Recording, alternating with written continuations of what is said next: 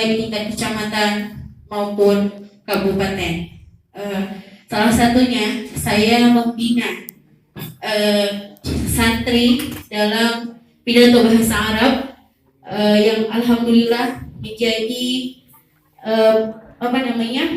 utusan dari Provinsi Aceh pada Porsadin tingkat nasional ketiga di Pasuruan, Jawa Timur, dan alhamdulillah mendapat juara 3. Begitu juga dengan binaan yang lainnya, termasuk juga saya juga melakukan pembinaan di lembaga pemasyarakatan yang ada di Kabupaten Aceh Singkil di tingkat remaja, baik itu di MSen maupun IMAN, di SMA maupun di Majelis Taklim, dan saya juga aktif di berbagai bidang bimbingan manasik haji tingkat kabupaten dan lain sebagainya, dan juga saya termasuk anggota lembaga pengembangan tilawatul Quran di Kecamatan Singkil.